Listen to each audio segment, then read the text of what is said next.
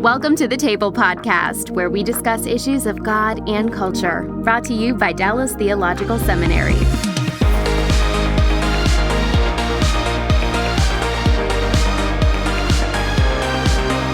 Welcome to the Table. We discuss issues of God and culture and to show the relevance of theology to everyday life. I'm Darrell Bock, Executive Director for Cultural Engagement at the Hendrick Center at Dallas Theological Seminary. I always have to take a deep breath when I go through that. And to my right is Kasey Olander, who works at the Hendrick Center and oversees really the logistics of all our podcasting and that kind of thing. So Kasey, welcome to the table. Yes, I'm the web content specialist, and so a variety of responsibilities. That's right. So everything that you see because of Kasey. So let's just say it that way. And then we've got Ryann, and I'm never always confident I'm going to pronounce your last name right. Is it Heim? You've got it. Okay. That's it. Director of Programming at the Windrider Institute, and she will tell us about Windrider in just a second. And then our second main guest is Bishop Claude Alexander, Senior Pastor of the Park Church in Charlotte, North Carolina, who also has been involved with Windrider. And this podcast is about Sundance and the arts and Christians and movies, and so we got to put that all together. So let me begin by asking Claude this question: what's a pastor like you doing at a place like Sundance? Well, first of all, it's good to be with you to share in this conversation. My mom developed a love of movies in me at the age of 5 years old. The first movie that I remember going with the big screens, and we had to have intermission, was Hello, Dolly. Oh, wow. And so I've been a movie fan from the jump, the Ten Commandments, intermission, all of those. And so movies have been a part of my life. Now, what's a pastor doing at Sundance is that a pastor's job is not just biblical exegesis, but cultural exegesis.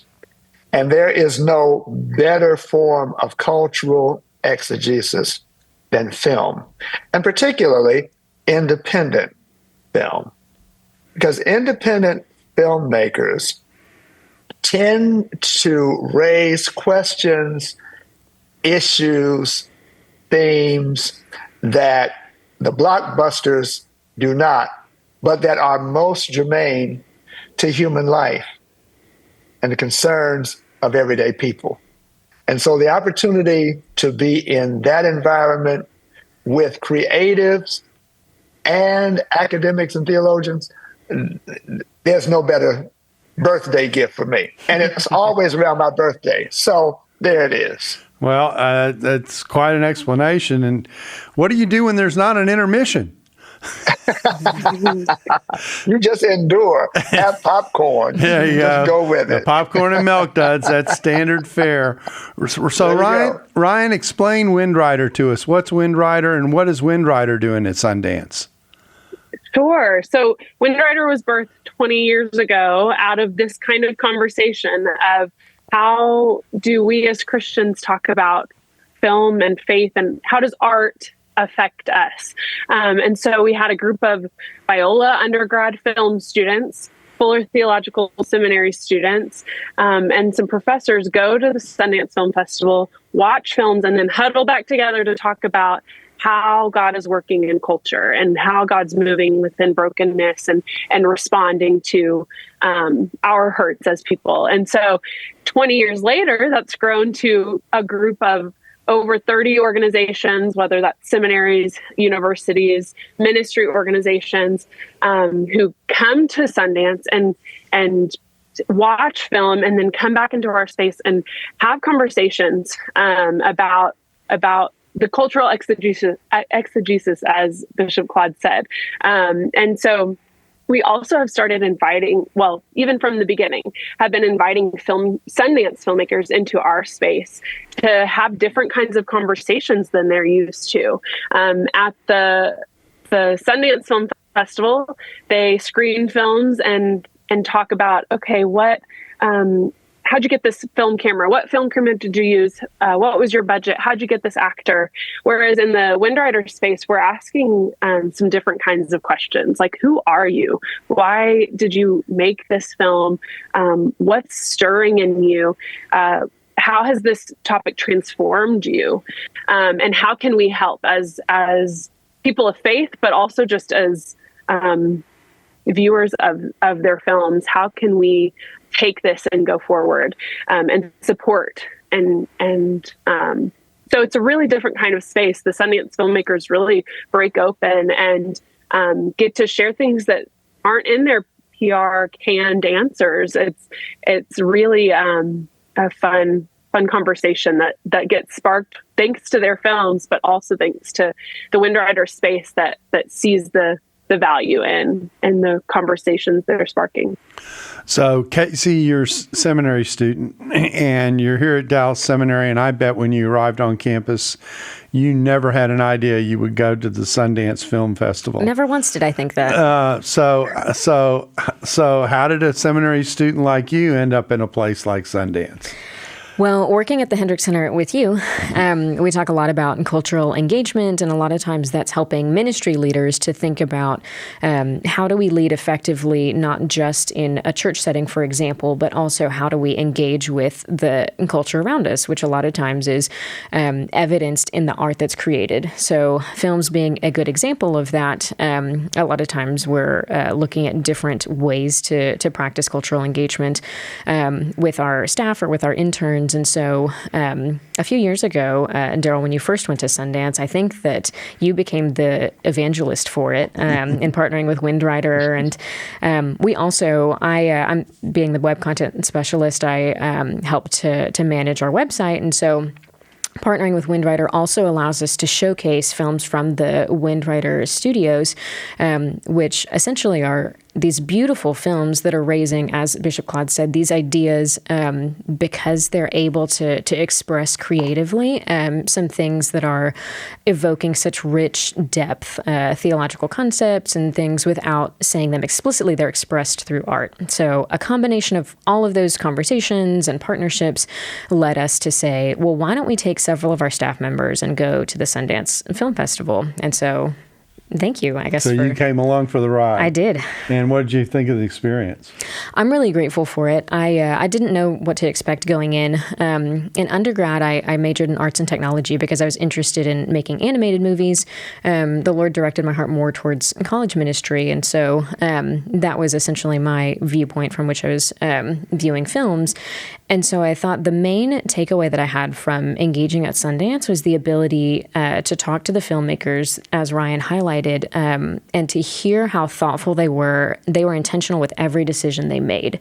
So even if it was a film that, I really probably wouldn't have seen this in my free time. I saw one that was like a horror movie, and I would not be a purveyor of horror movies if that had not been assigned to me. But to hear from the filmmakers and to hear about how they thought through every decision, I could appreciate so much more the effort that they went to and the artwork that they created, even if it isn't generally in my interest area. I really appreciated how art leads us towards its creator. So I have a couple of statements here that I penned when I was at Sundance this last year as a result of the morning sessions that Windrider hosted, and they kind of are an effort to connect the dots between biblical faith and movies. So here we go. I'm going to say them, and then I'm just going to let you all react. The Bible is an empathy machine to help us understand ourselves so we can connect to Him, talking about God, and hopefully to one another through Him. Movies are empathy machines, helping us to understand the other and sometimes discover that the other is also us. So, what do you think? Ryann? I would say that it all boils down to the power of story. I mean, the fact that God has granted us knowledge of Him through Scripture and through story, a book of stories, and storytelling is how one of the many ways that he connects with us. It's not surprising that we as his creation would lean to story so much. And I, as a movie buff, I've always loved movies, can see the ways that film uses story to bring empathy, to introduce us to people we've never met and take us to places we've never been.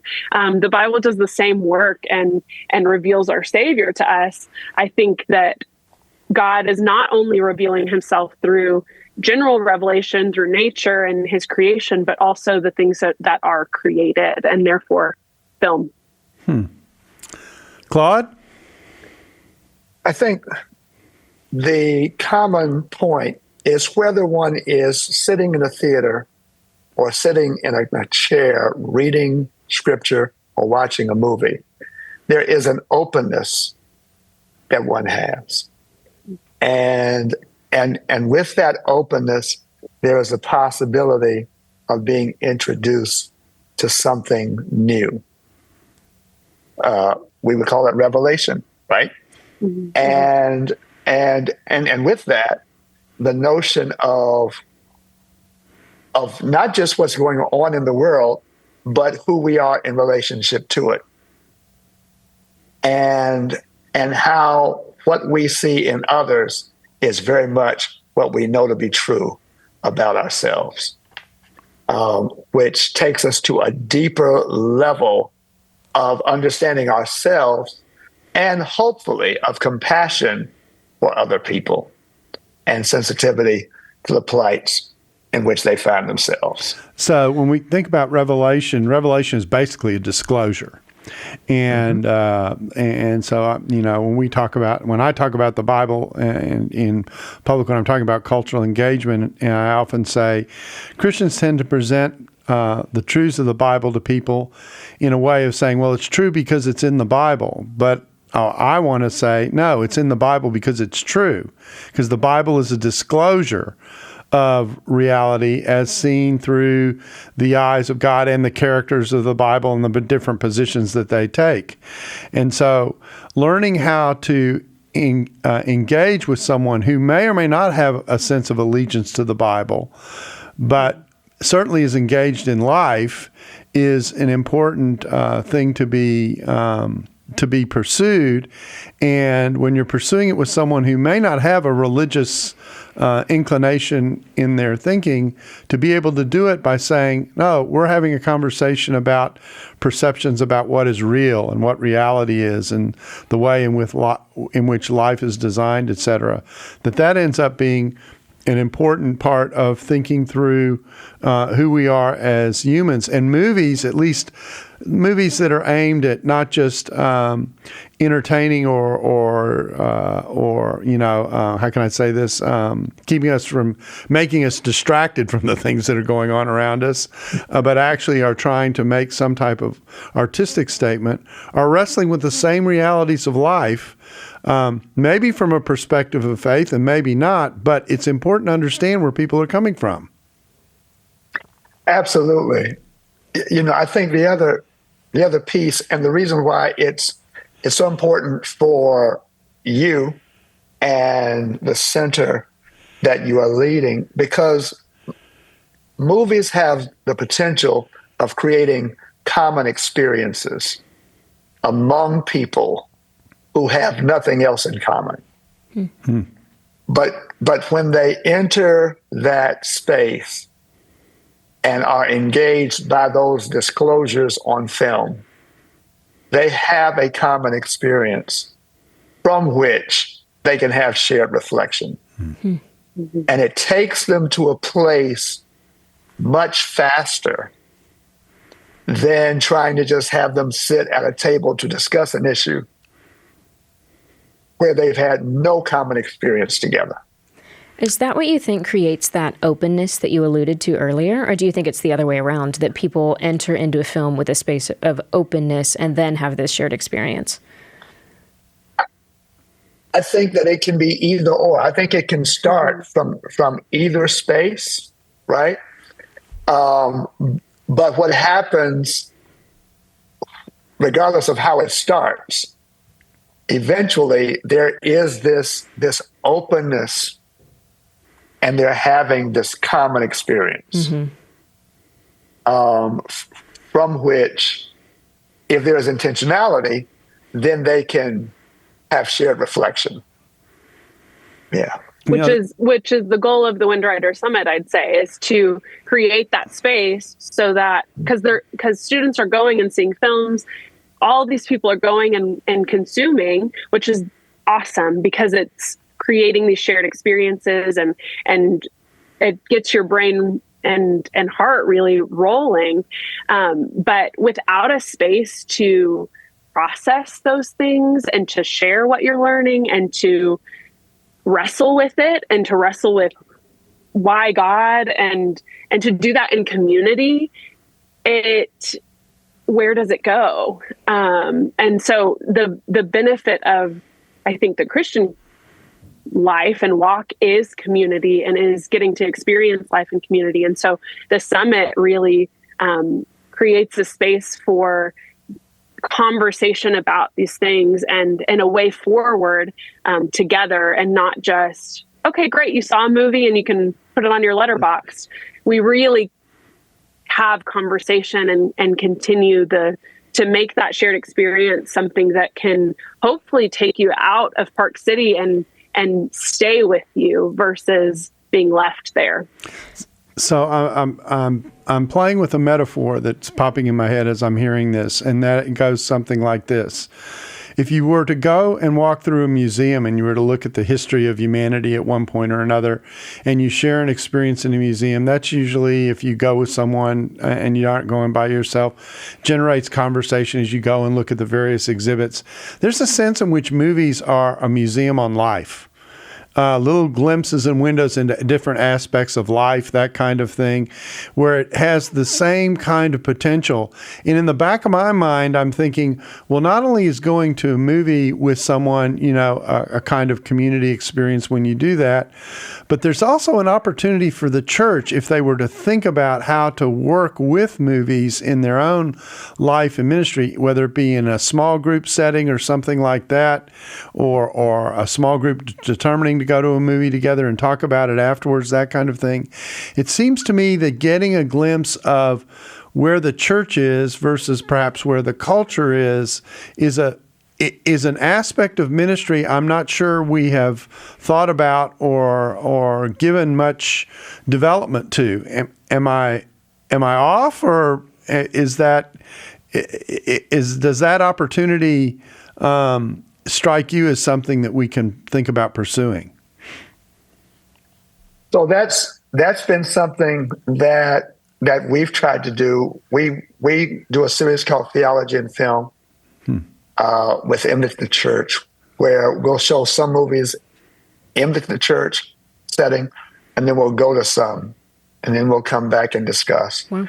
We have also used this to build relationships with other congregations, particularly congregations that are different from us. And so we will go, again, creating a common experience or shared with reflection. And in those instances, the conversations have been rich, and the opportunity for relationships to be developed has been great as well. And Claude and Ryan, I think you both highlighted an important facet of that, which is intentionality, because it's so easy to think about, like we can go to a film, we watch the screen, and then if we don't talk to each other afterwards, then we had the opportunity for a shared experience, but it's something that we really missed out on if we only focused on our internal experience and then didn't bother to engage with one another afterwards. And so, Ryan, I like that you highlighted that the summit is Windwriter gathering a lot of Christians and then experiencing the Sundance Film Festival together, because not only do we have the opportunity to hear from the filmmakers about what intentional decisions they made, we also have the chance to maybe sharpen one another and encourage each other, because there were some people that I heard from at the summit, for example, the horror film, that I was like, I don't know if that was my cup of tea, but hearing some people's thoughts about it afterwards, I appreciated, there's a lot more depth and richness to that than maybe I initially realized. And that was only possible because of the conversations with my brothers and sisters in community. Absolutely. Now, Darrell, Yeah. go ahead, Ryan. Go ahead, Ryan. Sorry. And that's the thing about Windrider and Sundance is it's this training ground almost for young filmmakers, for seminarians, ministry leaders to bridge culture and church, to bridge faith and film, and learn how to intentionally engage in that and how to use a Sundance film that maybe has zero mention of faith, that could be counter to what we believe. And yet there's still something there that we can have a conversation about as Christians or just as people. And so the summit, while it is this summit mountaintop experience, our hope is that Windrider trains our community to continue the conversation. That's Windrider Studios. We have this library of mostly short films, Q&As, exploration guides, or discussion guides for our community to use in their own context. So the conversation doesn't have to end at Sundance. You can use a short film in your Bible study and your chapels, at events, as a way to gather, have a shared experience, and then continue a conversation about a multitude of themes that Christians are already talking about or wanting to talk about, but might not have the connector. Mm-hmm. Darrell, I want to amplify something that you said in the question, and that was the point about the church missing out an opportunity to reflect on where it is and or where it is not. Mm-hmm. And the thing about independent films, more than the big budget, is that they are putting in our face circumstances and issues that do cause us to think of where are we in the story or where are we not?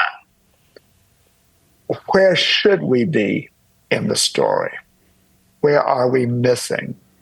And then so I just wanted to make sure that gets amplified, because you raised it and it's a significant point. Yeah, and so let me we haven't talked about any specific films that were at the 2024 Sundance, but let me raise one that I think did this powerfully, and then I may mention another documentary, I don't even remember the title of it, from an earlier Sundance that did this for me. And the film that I'm going to mention first off is the film Daughters, which for me, put me in a world that I'm never in. I have never been to a prison in my life, either for cause or without cause. And the Black experience of many families which are broken because of the presence of crime, not saying that crime's limited to Black community, but just simply because of the way in which crime is a part of this film, and making an effort to connect dads who are in prison with their daughters with whom they lacked a relationship. And everything that was involved in that was like walking for me into a foreign world. And understanding and viewing these people, because the lens does this. What the lens does is it turns your subjects into persons. Persons who you connect with, persons who you identify with, persons who you feel in their voice what they are feeling on the inside, that kind of thing. And because it draws you close, it causes you to reflect on the human experience that's being portrayed, which is the effort of these dads, many of whom may or may not have had a close relationship to their daughter, reconnecting in a way that ended up at the end of the film being a little bit painful because of the lack of follow-up that could come on the other end of the experience. And I just found myself drawn into a world that normally I wouldn't say don't have, I've never inhabited. And as such, with a whole series of questions about what that human experience was generating and how to think about it. That to me is kind of a parable of what films do for people. Kasey, I don't know if you responded to Daughters the way that I did, but it was part of what makes Sundance.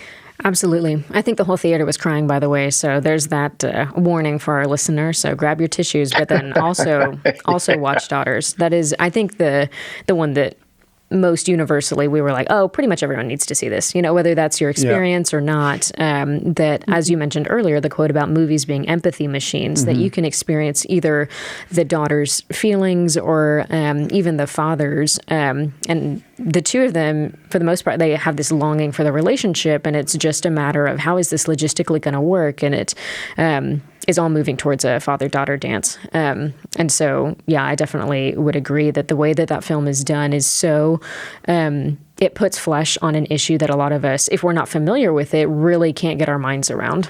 So, and the challenge of the story, and then I'll throw it out to you all, Ryan and Claude. The challenge of that story is, here you are in a prison, you're dealing with, if I can say it this way, subject, a criminal who's in jail for a crime they've committed.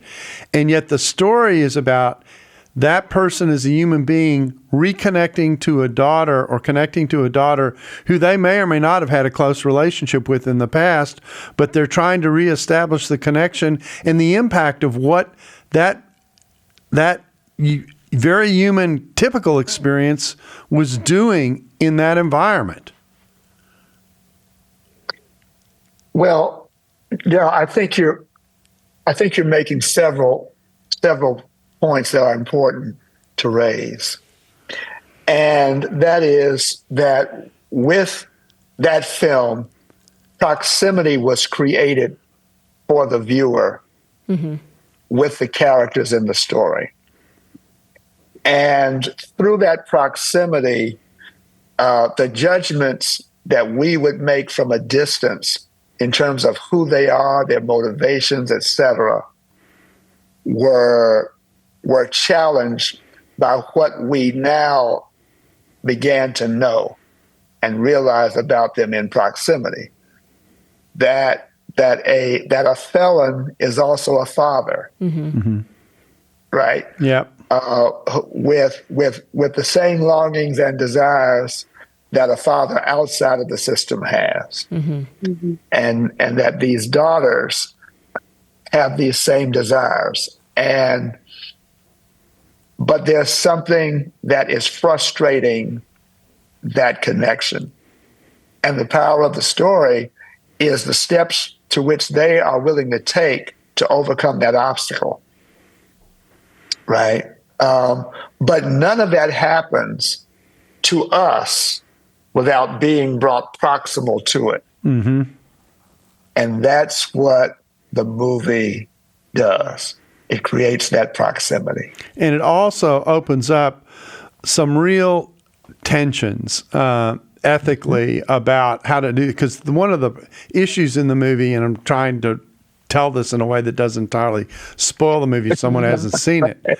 But one of the tensions of the story is that you have this event. Everything's about the build up to this father-daughter experience, which everyone is walking into with some level of expectation and trepidations at the same time, because they don't know what it's going to generate because of the context in which this is happening in.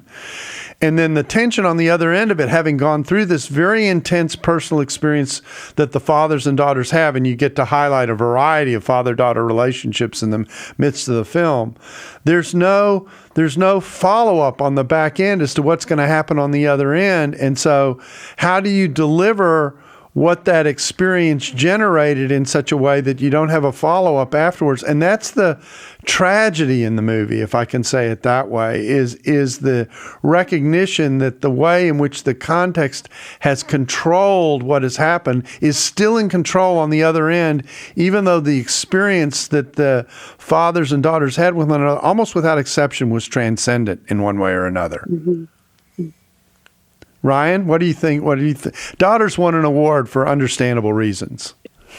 Yes, very understandable. And we had the pleasure of hosting Angela Patton and her producer, I believe, at Windrider, and they were just amazing to have.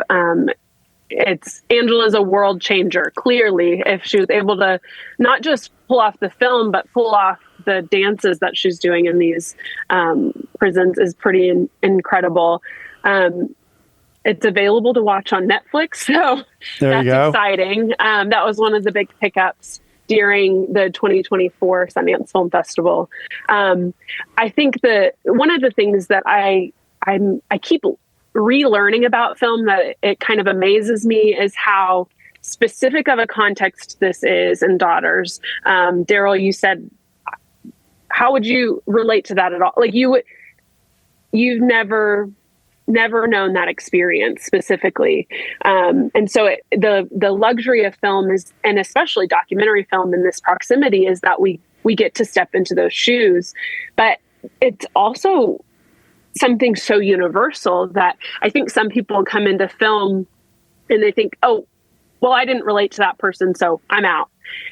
But the truth is, you are maybe a daughter, or maybe a son, or a father, or a mother. And so if you're a parent or a child, you have some sense of what it would be like to be estranged, removed, to have lost, to have grieved, or to have an opposite experience, and to be able to recognize the complexities of life that come with that experience, and what do I have that they don't? What do they have that I don't?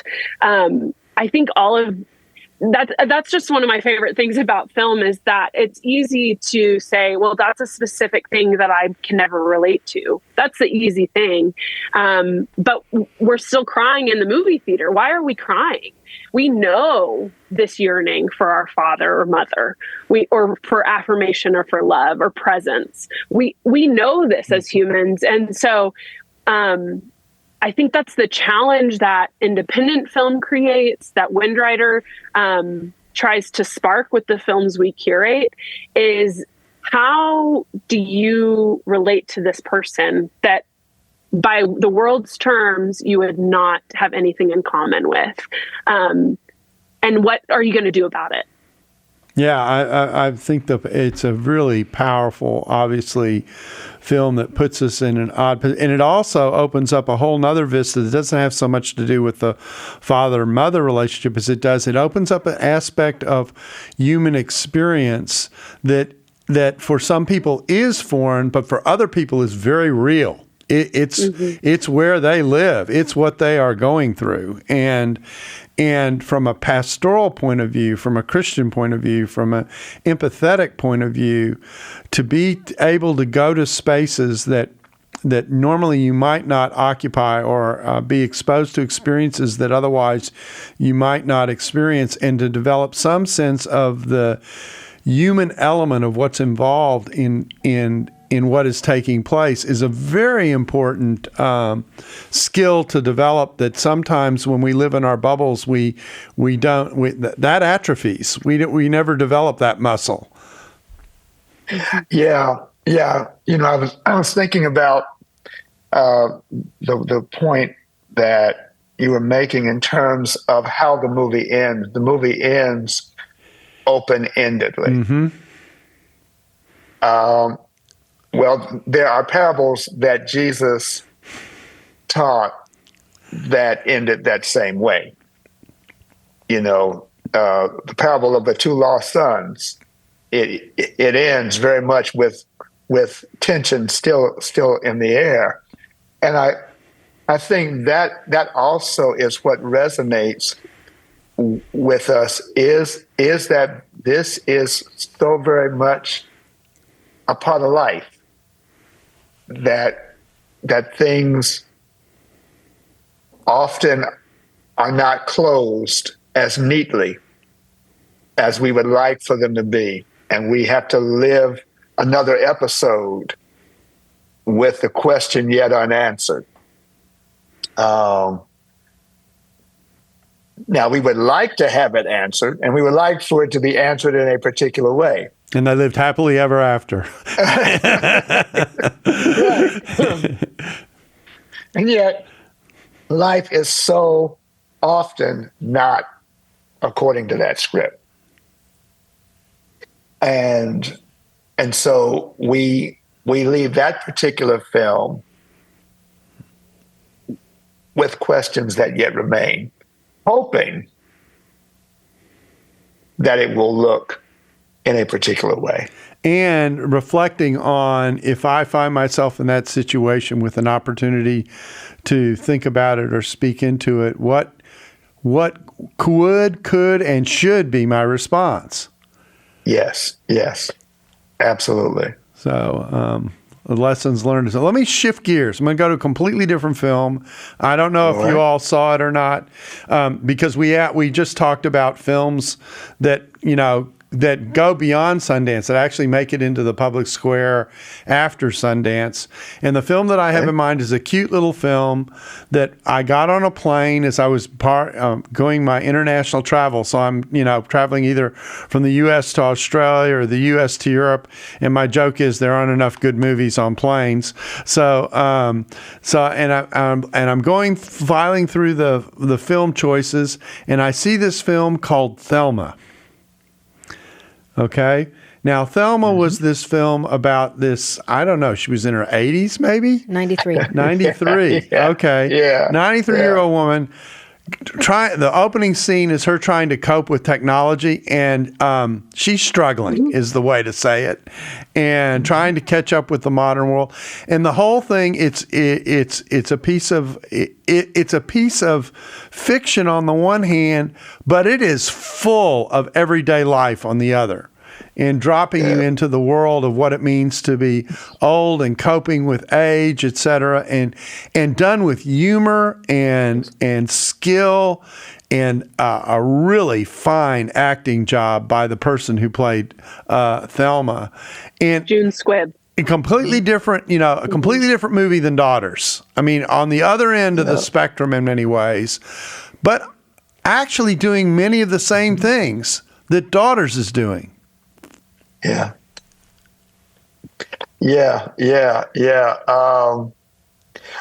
Well, and of particular note, it's hitting where many people are who are in the sandwich generation, who are both caring for their kids and caring for their parents. Yeah, absolutely. I mean, how do I cope with this personality that I'm dealing with? Right. How to cope. And so it's very much intergenerational in how it plays out, the things that it addresses. It happens to be Richard Roundtree's last movie. Oh, wow! Which was something to see. It and Daughters. Those were my two most favorite movies. Interesting. Agreed. And it's interesting that you picked those. Yeah, that's totally out of the hat, out of dozens that I could have chosen from. And the reason I chose them, again, I already suggested it, because of the spectrum that it represents. Daughters very much placed in a very real, tension-filled situation. Thelma very much in on the one hand, fictitious scene in which there's obviously the effort to present and even highlight and in some ways rhetorically exaggerate a certain stage of life, but to do so in a way in which the tensions become clear and played with such humor and truth, because the other element of that story, of course, is she gets scammed at one point, and the whole film is about her, I'm going to get that guy. So it's an action movie with a 93-year-old protagonist. A 93-year-old action movie, yeah. I'll let you think about that in your spare time. And you put that, and it shows the range of what you're dealing with that Sundance introduces so effectively, it seems to me. And you're getting glimpses in both of those films of issues about life and reality that we all have to cope with. Yeah, absolutely. The fact that the genesis of the movie was an experience that the writer's grandmother had. So It starts with a real experience that is probably more common than we can imagine. and Oh, then I know look lots at- of grandmothers who've asked their grandsons to help them with technology. That's yeah. Ryan, you were about to say something? Well, yeah, the film was beautiful, cinematic, true in some senses, but also outlandish in the best ways. As Kasey was saying, it's an action movie with a 93-year-old as the star. Step aside Tom Cruise. So I love the film because it's real life. The scams, the vulnerability that you face when you're aging. And then this intergenerational relationship with her grandson. But the conversation following, while you're laughing, you're also recognizing the vulnerability and the need. And I really loved the filmmakers making his grandmother the superhero in some ways, and recognizing that the grandmother is the superhero. Just because she makes a mistake doesn't disqualify her from that, or from all the ways that she's provided support and wisdom in his life growing up. And one fun fact that I have is that David Bolin was the director of photography on that film, and he will have just been the Spirit of Windrider in 2025, our first DP to honor. But he's had a lot of films at Sundance, and I think that his photography in Thelma is exceptional, and his cinematography throughout the bulk of his work is pretty interesting. It helps to propel the story, and it plays a role in how we all react to the film. So, Ryan, you used a technical term. I'm going to ask you to define, and a technical abbreviation. What is a DP? I mean, I think of Dr. Pepper, so help me. I am a big fan of Dr. Pepper. But no, a DP in film is a director of photography. Okay. So really, they are the one behind the camera, deciding how the film is going to look and what is going to be framed. And so all those action shots in Thelma are thanks to David Bolin. So let me bring up a third film. I don't think this one appeared in 2024. It's earlier, but it got mentioned in 2024 at the Windrider Summit, and so I watched it subsequently. And it's a third kind of film, and it is a film called Beyond Utopia, which different than Daughters, different than Thelma. Very much a documentary on how people on the how can I say this, the challenge of trying to escape utopia, which is North Korea. Okay, we're already thinking when we think about this, and the story of the complexity of what that takes, the angst of a mom trying to get her son out of North Korea, et cetera, the risk that is involved, et cetera. An amazing film in many ways. I don't know if you, I know, Ryan, I know you're familiar with it because you all recommended it to us. Claude, is that one that you've seen? Yeah, I did see it. And, the courage, I mean, on all persons' parts, the level of sacrifice that one is willing to make, the extent to which one is willing to go, the adjustments that you have to make on the fly, and unlike Mission Impossible, which is fiction, this is real life. And equally as suspenseful. Because there's real risk. Yeah. I mean, there's real risk. Yeah. Kasey, Beyond Utopia, have different film than the other two? I appreciate the variety of stories that are represented. It sort of follows one main family, but also talks about these other people. And it's really fascinating that it is a documentary, so it's true stories, but it also follows these groups of people. What they have in common is this one pastor who's helping people get out. And so I don't think that it's like a Christian film, so to speak, but that's an interesting theme that's the person who's making an effort, I mean, at great personal cost and risk to himself. He's the one who's, in a lot of ways, laying down his life in order to better these other people's experience and to give them a chance at freedom and a new life. And I've seen the people who produced this documentary interviewed, and I think it would be fair to say the last thing they expected when they went into the topic was to run into a pastor as one of their main characters, which itself is an interesting. Here's a I'll say it this way: a secular documentary that walks into a public space, and lo and behold, who's the person who's enabling people on the one hand to take the risk and is taking the risk himself in order to be able to help people out. It's a pastor who is doing this very much on the side and with very much of a reputation, because one of the things that you see in the film is lots of people are contacting him for this kind of help.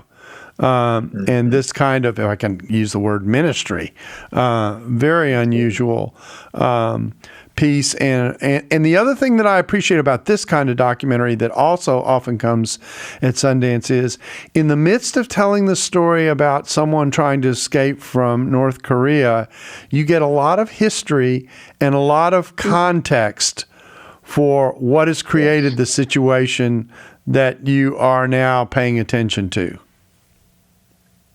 Yeah, that's one of the things that really drew me to the film. It's the footage of the fleeing from North Korea and going through all the different countries to get to safety is really compelling. But for me, I didn't have the context to understand the experience of a North Korean. I know. I guess in my context growing up, I knew North Korea bad. That was it, and didn't really understand the consequence of the government and the way that it impacts continually the people underneath it.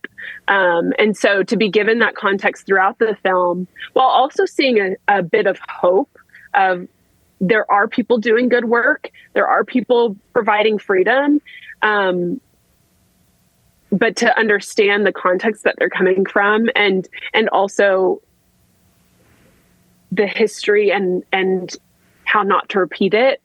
Because without knowing that information, how would I know what to look out for, for my own citizenship and how to be engaged in the world more broadly. So that's one of the things that I really appreciated about Beyond Utopia, was that it gave context and then hope. So we've seen our time has flown by. We've seen and tried to give a little bit of a glimpse about what Sundance is about. We've tried to explain why this can be valuable, not just for one's own personal understanding and development, but also for community, the opportunity that represents to the church to walk into spaces and have conversations in areas about everyday life that certainly open up the opportunity to talk about the significance of the gospel and what God is doing in the world, that kind of thing. It just seems to be lots of benefits. I'm going to give each of you kind of one last moment to say one last thing. So what's the one? This is the reverse of Stephen Jobs, one more thing. This is the one last thing. What one last thing would you want our people listening to appreciate about the Christians and arts and something like Sundance? Ryan, I'll let you go first. Oh, the pressure. Okay. Well, so my kind of layups would be join the conversation. So that's the first thing I'd say. Come to the summit, participate, experience the films and the conversation, or start now by logging on to windriderstudios.org. There you go. You can sign up for free and watch our short films and more importantly, I think, engage in conversation following those. And then really, I'm just thankful to do the work, and I'm thankful for partners like Dallas Theological Seminary, the Hendricks Center, who carry on the conversation and who are in the culture and in dialogue with culture, and not building up walls to be set apart from it, but engaging in it and working to make it better, because I think that's what we're called to do as participants in the kingdom of God. Claude? The thing that I would say is our growth as individuals and as a community of believers occurs to the degree to which we are exposed and are willing to engage. We grow through exposure and engagement. And this is an opportunity for that to happen in a powerful way. And Kasey? I think one of the most significant things that we've talked about today is the intentionality with which we engage in things like films. So films offer us an opportunity as Christians to not just completely wholeheartedly embrace what the culture is offering, but also not wholeheartedly shun what the culture is offering as well. But Claude, I thought that you said it well. The engagement is what's important about how we dialogue with things, with the courage and compassion that we talk about a lot. But also the curiosity to maybe ask some questions and to then engage with a level of depth to seek understanding, and then see how we can present Jesus as the ultimate truth. All right. Well, I'd like to thank you all for being our conversation partners as we reviewed Sundance 2024 and think about 2025, which by the time we release this will also have taken place, and we'll have had another dip into the Sundance experience. I'm sure there's another podcast coming down the road in which we'll take a look at what is I'll have some fun here. What is yet to happen and has happened, both simultaneously. And so I want to thank you all for giving us your time and helping us be a conversation partner on helping people to see the value of thinking through art when it's well done, and the opportunity that it creates for people in the church. Thank you all very, very much. Yes, thank you guys. Thank you. So much. And we want to thank you, our listener, for being with us. If you like our show, please leave a rating or review on your favorite podcast app so that others can discover us. And we hope you'll join us again next time when we discuss issues of God and culture to show the relevance of theology to everyday life. Welcome to the table, and we hope you'll come back again soon. Thanks for listening to the Table Podcast. Dallas Theological Seminary. Teach truth, love well.